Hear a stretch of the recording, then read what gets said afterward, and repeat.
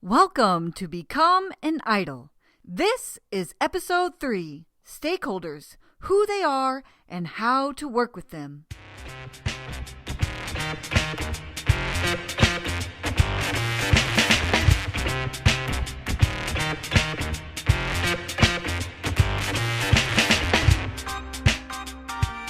I'm your host, Dr. Robin Sargent, the owner of Idol Courses. This is a place where newbies come to learn and veterans share their knowledge. In this episode, I'll be chatting with Melanie Eakin about the stakeholder role in corporate training projects. We cover everything from who the decision makers are to how to deal with your ego when you get stakeholder feedback and critiques.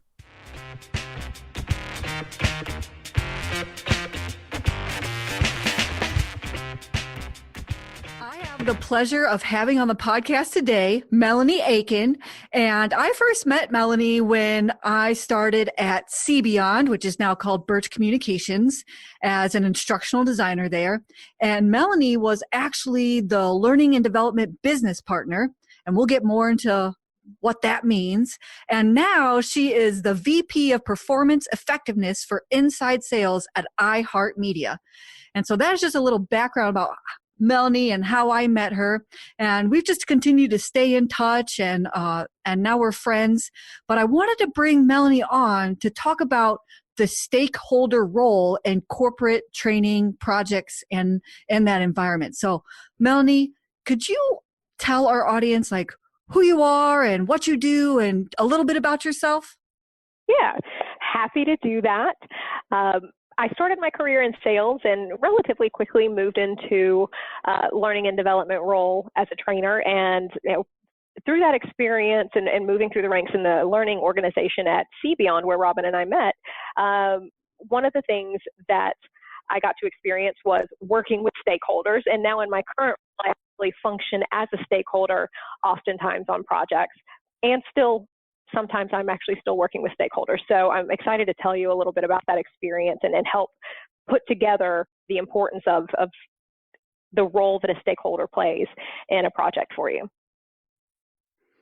Right. So when we say stakeholder, what exactly is a stakeholder on a training project, and why are they important?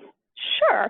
So a stakeholder, it can be a couple of different things. It can be an individual person, it can be a team, or it can be like a whole division of people. And usually they have some type of vested interest in the successful execution of that training project. And by vested interest, we mean they've got some right to care about it, and they probably have some skin in the game.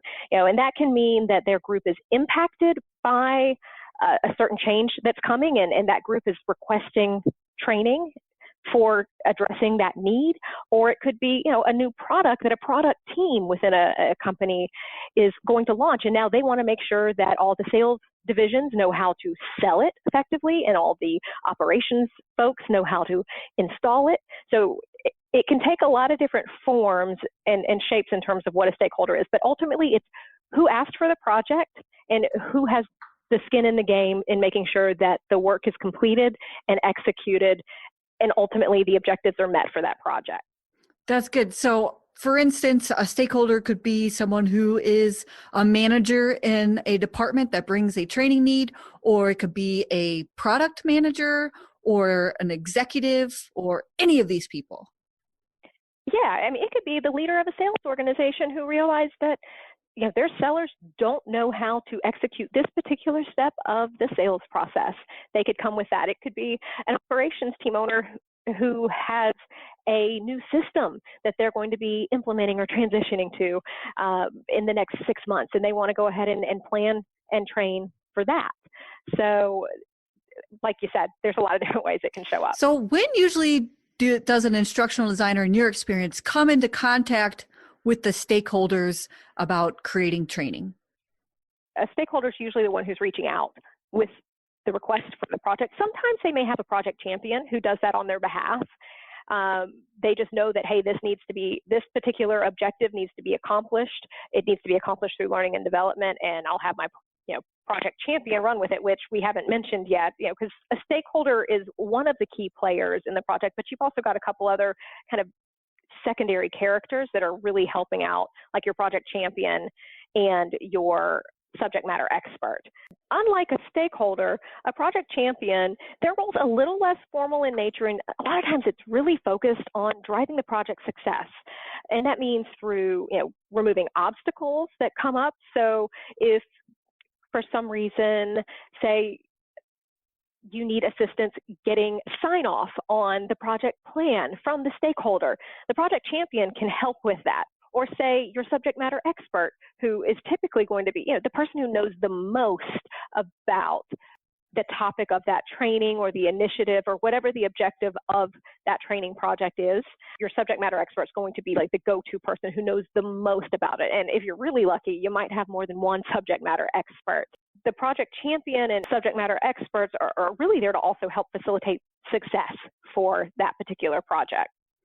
Right. And so usually in my experience, whenever we start with the stakeholder, your first meeting usually is with the stakeholder to get ideas about like, what is it that they want their learners to learn and things. Absolutely. Yeah.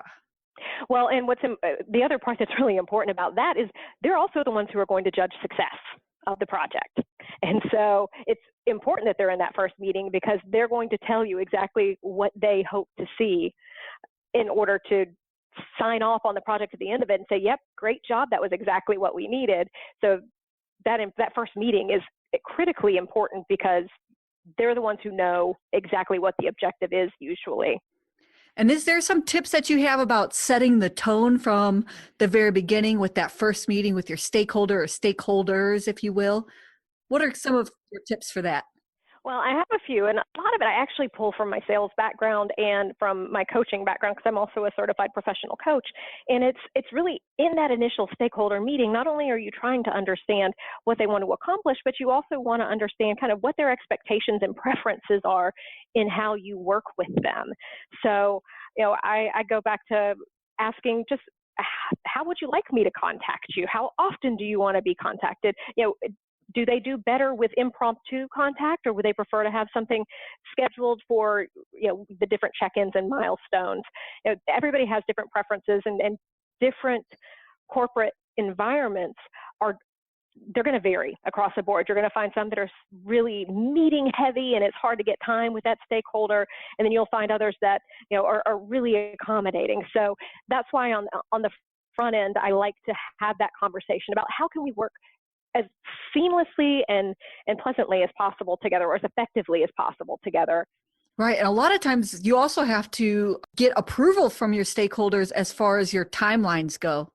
Yes, that's an important part of the process because as you are creating an initial statement of work and putting that in and creating your timeline and milestones and all of that, they're going to give you your end date and you're just going to be most likely working back from them and then understanding how they want to work with you and what their availability and kind of how all of that works. It's going to help you design a timeline that's going to be something that they can meet you in the middle with. Instead of, it makes no sense to have a timeline that has all these rigid checkpoints and meetings if you're dealing with a stakeholder who has extremely limited availability and they really function better off of, emails with fewer meetings. So those are the types of things that you want to take into consideration. That's excellent. And so also stakeholders are also kind of the people who set a lot of the boundaries as far as resources and just like you've already mentioned, time, but even budget too, I've found. Absolutely. They will be the ones giving you your budget. They'll be the ones either authorized to sign off on the budget or doing the legwork behind the scenes in their corporate environment, getting the approvals to execute that budget. So we kind of already touched on this a little bit about the first meeting, but what are some of the things that instructional designers and the e-learning developers can do when they need to interact with the stakeholders after that first meeting? What are some best practices you found? I would say, definitely honor the communication preferences that they have shared with you. That's a great way right off the bat to indicate that you were listening. And then beyond that, just making sure that, communication is concise and very clear and crisp so that it's something that they can read easily. A lot of times, your stakeholders are juggling multiple projects. They may actually be leading a couple that have them very busy. So it needs to be easy for them to respond to you and to interact with you as much as possible. And the other big thing is just the expectation setting in that first meeting on that level of frequency. But after that, as long as you are honoring what you guys were agreed to, I would also recommend potentially checking back in, agreeing that, hey, I'm going to follow up with you midway through and just make sure that this path of communication is still working for you. Just having an open door communication policy with that client so that you're fully accessible.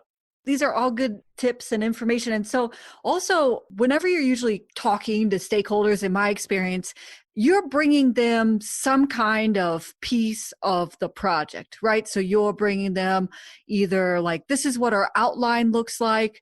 This is what our full scripts look like. This is what a storyboard looks like. How much of, involvement is something that you prefer? I know from the instructional designer point of view, we want check-offs at every single stage because it sucks to get to the end and then you have to rework the whole training plan. Right. Yeah. One of the things to help avoid that, a question that sometimes people don't think to ask, it's really important to ask is, who else are you going to be sharing this with? Who else are you going to be getting input from? Because, and this is also true in sales, you do need to know how many hoops you're going to have to jump through in order to get to a signature, whether it's on the statement of work or, the check to pay you. So understanding that's an important part of the process as well. That's right. Because sometimes you'll think that you're only needing to share it with one stakeholder, and then you find out later down the path that, I also need to get this other VP to agree with me that this can move forward. And then you've ran into a new stakeholder that you didn't expect to be on the project. And now they've come to you with all these questions. Right. But if you understand that up on the front end, you can build it into your timeline to where to build in enough time for two people to give reviews. And it also gives you the opportunity, if it makes sense in that particular situation, to reach out to that kind of secondary stakeholder, provided your primary stakeholder has given you, I guess, the okay to do that. You obviously want to be conscious of those relationships and boundaries and not go over them unnecessarily, but that's certainly a real possibility that you may need to actually engage with them too, almost as like a secondary stakeholder. Now, I remember when I first started out and I got my first job where I interacted with stakeholders, right? Because my first couple of instructional design jobs, it wasn't really me meeting with like the C-suite or VPs or having like a series of stakeholders. It was just like the director of the learning development department, he had to approve. But then when I moved into the role where I'm the director, and so now I have to get the buy-in from the C-level executives and the VPs, I found myself in a new position where they had a lot of demands and requests about turning training around in 35 business days, even though it's 14 modules and so on. And I found myself just saying yes without knowing how to push back or how to justify like why that was insane. And so what are some of the things that, on the other side of the table, just from the instructional designer point of view, when working with those stakeholders and just maybe like not feeling the fear but how can they work with them and have a real open dialogue without being intimidated by their position and then also, your role as an instructional designer? So you're probably going to laugh or not be surprised, but I'm going back to that first conversation that we have where we're setting expectations and deciding how we want to work together. And, I think that's where you can start to define some of those boundaries and establish exactly what they want to have happen and set their expectation, because a lot of times folks in a stakeholder position don't understand, and sometimes, no offense, they don't care how it gets developed and the process that an instructional designer is following. They just want to make sure that they get a completed training project that's going to meet their objectives in the time that they needed it, on the budget that they agreed to, and that it's effective and it does what it was supposed to. it does really just go back to the beginning and being able to explain as much as they're willing to hear of what you'll need from them. And again, going back to the communication of the style of the emails, just making it as concise and clear as you can in that conversation. Don't be intimidated, be confident, and position your process and what you're going to need from them as being for them to aid in the success of their project, to ensure their satisfaction. And a lot of times I find that when they understand why you need that from them, there's less likely to be pushback or them not meeting, because they already know why it's important and they understand the consequence of it. So that's the other piece. Not only do they need to understand what they're willing to hear about the process and what that means for them, but the consequence of not getting something back to you when they had agreed upon, that does put you behind, that you can't always make up that extra time and still deliver the quality of work that you're committed to delivering for them. And I've also had experience with stakeholders where they say, we don't want this to take, months to build. We just want you to build a series of PowerPoints and roll it out via webinar.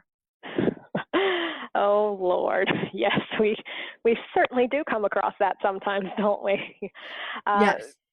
And the challenge with that sometimes is not judging and not holding it against them that that's what they need.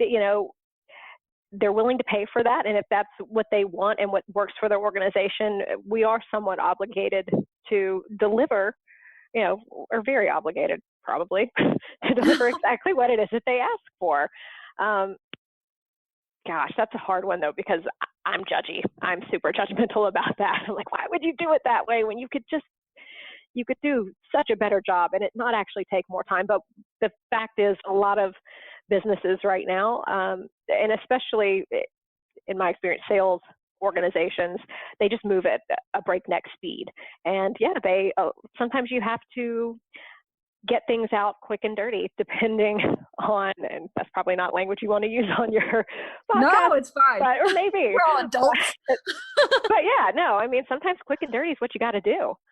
And I don't even know what to say other than just try not to judge yourself too harshly. And the main thing to judge yourself on is the client happy with what they got? Does it meet their needs? Well, it's just such a different perspective from an instructional designer, because we think about, well, what's the point of getting it out quickly if nobody's going to remember what you had to say or pay attention to your webinar or like change the behaviors or implement the new tasks that you've decided that they need to learn and accomplish in their role. Yeah, and it's symptomatic of a check-the-box mentality that is not uncommon in companies where the learning and development function is still being kind of built out, so to speak. So, because that's, in those cases, that's how they're used to getting by, too. It's just, hey, we did it ourselves and this worked just fine, it got it done. It's unfortunate. They just don't know how much better it could be with, in some ways, less effort on their part, maybe an extra day or two. So what if they wanted to have that conversation? What if they felt comfortable with their stakeholders and they wanted to present something that might take a little more time but would deliver better results? What are kind of some tips that you would give about opening that conversation up instead of just being an order taker? Oh, goodness. Since I work so closely with sellers now, this is super fresh because we talk about this in the way that they sell with clients. And it's really, don't hate me, it's that first meeting. It's getting those objectives. And when you want to relate a better approach, being able to relate what you're recommending instead of what they're asking for back to their objectives. Same thing with the reasons why perhaps what they're asking for might not actually meet their objectives. It's really about helping them actually come to the conclusion on their own in some ways that, oh, wait, maybe that isn't the best route. So asking powerful questions on the front end, like you would hopefully do anyways, which is, let's say that we have delivered your training project, everybody's taken the training, they all know exactly what you needed them to know. How did we get there? And let them, how did that happen? Let them tell you some of those things, because especially if they're telling you from like a perfect world standpoint, chances are they're going to sell themselves on whatever your recommendations are going to be because you've already taken them down that path. Yeah, that's right. And I just found in my own personal experience, a lot of the things that worked for me is, first of all, but even before the first meeting, is looking at that training intake form or that email that initiated the conversation, and really kind of doing some legwork and some homework before you even get to that first meeting, because you don't know like exactly what they're going to throw at you at that first meeting about, oh, well, we just want it to be, we want it to be turned around next week, or whatever kind of expectations they are going to have. And so you almost need to have a plan and a justification, but you don't want to present that at first. Instead, Right. exactly right. Instead, when they say, oh, I want, this, that, and the other, and I want it done next week, you say, oh yeah, I can understand your need for this to be done quickly. And I see where you're coming from. And in my experience, I've actually done something like that before. And this is what the result was. And so sometimes if you can just tell them, well, what that would look like if you follow down that path, just kind of like what you said, Melanie, but like even more strategically, just let them follow out the conclusion of their logic. And then that's also another way of just like letting it be their idea. But then also, like you said, sometimes it's not even worth the fight. I mean, that's what you want, then that's what you're going to get. It's a hard call. I mean, it's like, because do you want to turn money away because they are asking you to build them something that might not work? I mean, it kind of goes back to just building your own business in general. If I want to pay you to give me something that may not work for me, but I'm satisfied it's going to meet my needs, I'm going to love it. Who are you to say that I can't have that? Yeah. Well, people have certain ideas and needs, and we all come to the table with like preconceptions about, especially training and learning and development, and even like how long that process takes, right? A lot of people think, oh, you're just gonna like put PowerPoints together. Like, why is that gonna take so long? I can whip one of those out real quick. Oh God, yeah. I cannot stand when people do that. But true, it happens. It does. And the important thing to remember in those cases, myself included, needing to remember this, is that's not personal. That's perception, and it has nothing to do with you. So definitely don't let stuff like that offend you. And Robin, like you said, obviously that intake form is the best resource to start with. That's going to help you drive what questions you might want to ask them to dig deeper into what it is they're trying to accomplish, which is going to in turn give you more information to create a better plan for how you're going to deliver what they want, but also starts to build that bank of reasons why the client should consider be an alternative option that you want to present to them if you think that's the right course to continue pressing forward with. And since you've brought it up, what do you think are some of the best questions that an instructional designer can come to the stakeholder meeting with? Like just like general questions, because we want to give them something actionable that they can take away. So I think understanding that organization, whoever the end user is that's going to be receiving the training, understanding as much as possible about that. So just even starting with a broad question, what can you tell me about your intended audience? Insert their name here. I think that's a great starting point. Open-ended questions in general are going to be very helpful, not only in getting the information that you need from the client so that you can prepare your project and your plan accordingly, but also just in establishing the rapport and kind of building the foundation of the relationship with the client, where they're comfortable talking with you. Ultimately, asking questions about what the perfect outcome might be for them at the conclusion of this training. I think that's another great one.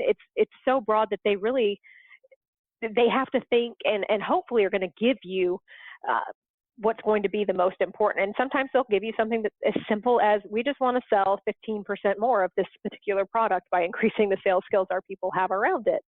So I think questions about that. Yeah, budget, timeline. Budget, timeline, any perceived risks to the timeline. Sometimes as a stakeholder, that the date you're pushing for the training is like your stretch date. Like that's the latest, or the soonest that you could possibly get it done, and that's when they want it. But sometimes there's a risk that, hey, it's actually not going to deploy until a week after that. So just fully understanding the different factors of the timeline.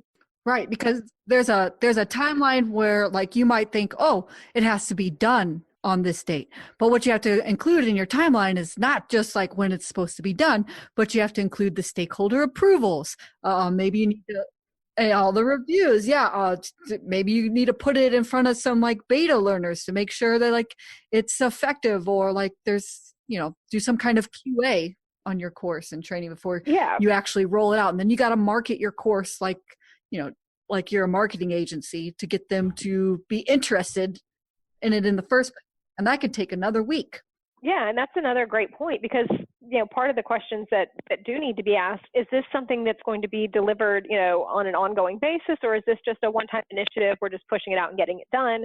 Honestly, when you think about the business world and generating revenue for an instructional designer, I'd want to know, what type of updates might you guys need to this, because that could be potentially repeat business or small edit work that could also contribute to your bottom line as an instructional designer.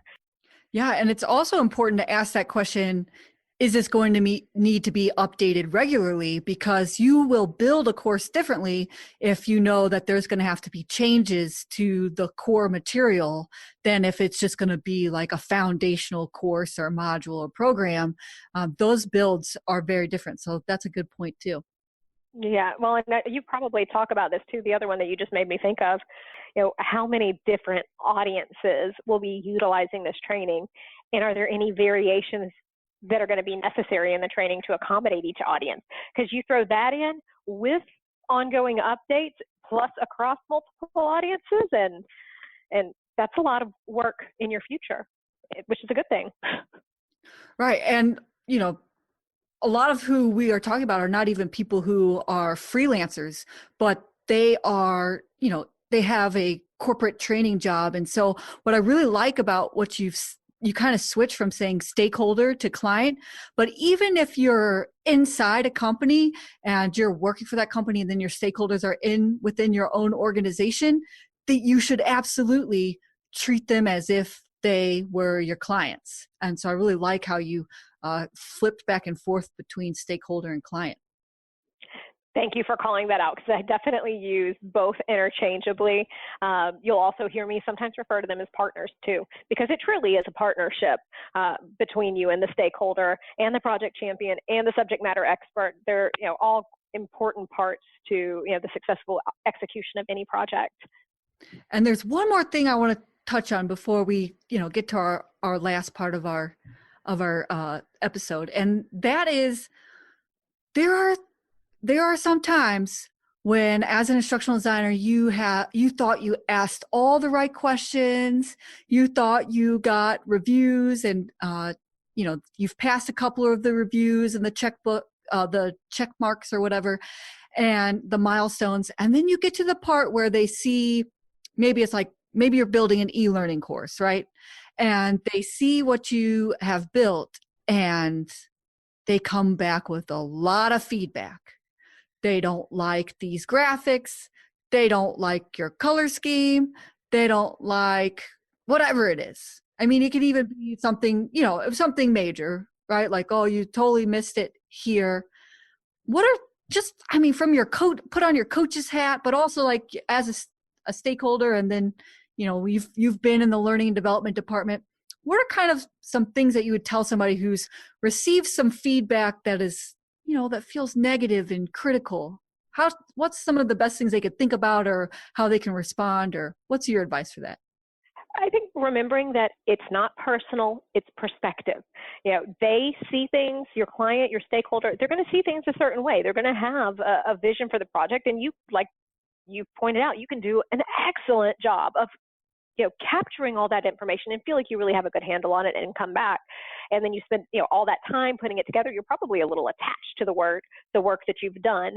So, being able to detach yourself from the work and know that it's not personal to you. It doesn't meet the needs of that client. I think that's the first big step, because once we kind of let go of our own ego and stop looking at critical feedback as a criticism of our person, it makes it a lot easier to just focus on what the client is saying and digging into the business of making the edits, or having some healthy discussion with the client on, okay, great, help me understand where you're coming from there, and, asking for more context. And just, I think at that point, once you can remove the attachment from that criticism and actually hear it for what it is, you've just got to remember it's a business decision. They are a business. They want a certain outcome with the project, and like any customer and our client and somebody providing a service, it's our responsibility as that service provider to meet those needs of our client without letting ourselves, without a bunch of attitude or, God forbid, tears or anything like that happening in that exchange. Yeah, that's absolutely right. And, and I've had experience where like you brought up tears and you brought up attitude, and I've seen it happen. And I've even, in the beginning felt it in my own, like my face get red, when after you spend all this time creating something, and then you hear that they want to change everything that you've done. And what it really why we bring up, stakeholder meetings and how important the review process is that a lot of what came up as far as the criticisms, one, could have been avoided if I would have done some kind of prototyping, or like graphic designers, sometimes they give here's A and B option as far as the design aesthetics go, and they'll build out a slide for them or something like that, or some interactions.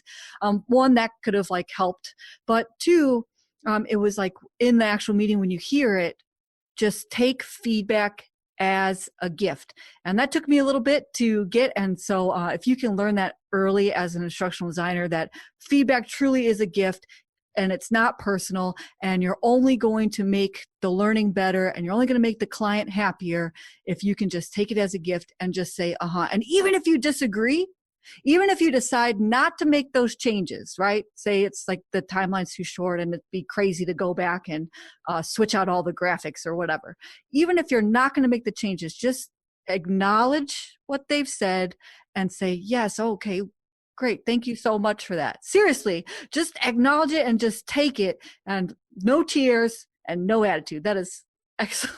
I'm glad you brought that up. I mean, that's kind of straightforward, and I feel obvious, but one of the other things that you made me think of right there, and don't laugh, but that first conversation that you're having with that stakeholder, you could go ahead and say, hey, throughout this process, we may have, a difference in how we see things. How open are you to hearing, why I might be making a recommendation over something you're requesting? Are you open at all to hearing that? And that way, right up front, whether or not that's, a conversation you're going to have. And they also are prepared that you could have those conversations. So that's another way to address, if you disagree with your stakeholder, if you've addressed how you guys might disagree as you work together, when you're setting expectations and kind of designing how you'll work together, that can make that whole experience a lot easier to navigate as well. Melanie, this is time for our final and best tips about working with stakeholders. So just think about when you've had the best experience with instructional designer, a training developer, whatever you want to call them. Think about that experience and tell our listeners, what are those things that instructional designer did that made it fantastic, easy to work with them, and then they produced great results? Again, the communication was one of the things, and one of the best experiences that I've had. Clear communication was a critical factor in that. I always knew what was next, what was due, when, and I also knew who else involved maybe didn't get what they needed. And so in the example I am thinking of, I was both the stakeholder and acting champion as well. And just having all, for us, we had a very tight timeline. So we'd agreed early on that we were going to be connecting on essentially a daily basis. Because there were so many people involved in the review process. And every day, like I had my email, I knew who had seen it, who had signed off, and who was looking at it, and when we'd anticipate getting feedback from each person. And then also just sticking to the schedule and being proactive in identifying risks and holdups. They spotted an opportunity to add additional content or an additional point around a certain topic. And we found out about it in time in order to actually make that change without drastic impacts to the development timeline, because thankfully it was a small addition. I think really it's the communication and the clarity, and then also having kind of clean and easy to use resources through it throughout the process. Yeah, talk more about those resources. What kind of resources have you seen that really helped move things along and made things clear and your role clear? I think a lot of times it was the layout of the way that they were communicating. I would get emails that had like a table showing like things that were completed were dark, but you could still see what they were. It was just very aesthetically and visually to read, because if you think back to what we talked about earlier in terms of stakeholders, they're juggling a ton of different things in a lot of cases. There's a lot of people sending them emails and reaching out to them, and so the easier it is for them to tune into what you're sharing, see what they need to see, and understand what it is that you need from them if you need something at that point in time, so that they can act on it and deliver it and move on to the next thing that they have on their plate or the next meeting. The better it is, because it's easier for your client to do business with you and to work with you. And ultimately, it's about creating strong communication and making it easy to work with you. These are all excellent tips, Melanie. And I just want to say the last thing, which is, yes, make it easy for your stakeholders to work with you. So don't send emails that have a big, long set of questions where it is a burden for them to answer your email. Just even in the online marketing world, just give them a quick ask, a one button thing that they can push. Include a poll in your email. Include just one question at a time, and that will get you a lot further than sending everything to them all at once and expecting your stakeholder to keep up with the project timeline. That's your job. Right. Well, and also if you've had a productive initial meeting, you've hopefully also established how frequently do they want to meet, or under what situations would they say a meeting was probably better than trying to do it via email. Because they may say, if you have 20 questions you need to ask us about something, let's just put a 30-minute meeting on the calendar and get it done. Yeah. Or maybe there's already a weekly check-in, and they may want you to hold certain things until you get to that weekly project check-in. That's perfect. This has been so good, Melanie. I know that everybody's going to find huge amount of value of just hearing from an actual stakeholder in the corporate environment, what's kind of expected, and how they are their clients really whenever they are producing training. Yes, we always think it's the learner, but there are other people like the stakeholders and the account champions or the project champions who hold the purse strings and the timeline and the resources. And these people are important to us. Absolutely. I would argue that possibly the people holding your purse strings are maybe the most important, although the learner is absolutely a very close second. Thank you so much for joining me, Melanie. I really, really, really appreciate you. You are so welcome, Robin. It's been wonderful catching up with you and hopefully sharing some useful knowledge with your learners. Thank you so much for listening. You can find the show notes for this episode at idlecourses.com. You can also download a freebie about how to work with stakeholders based on my conversation with Melanie in the show notes for this episode. idlecourses.com/stakeholders. If you like this podcast and you want to become an instructional designer and online learning developer, join me in the Idle Courses Academy, where you'll learn to build all the assets you need to land your first job, early access to this podcast, tutorials for how to use the e-learning authoring tools, templates for everything course building, paid instructional design experience opportunities, and a friendly community to network with. Get on the wait list by going to, you guessed it, idlecourses.com. Now get out there and build transcendent courses.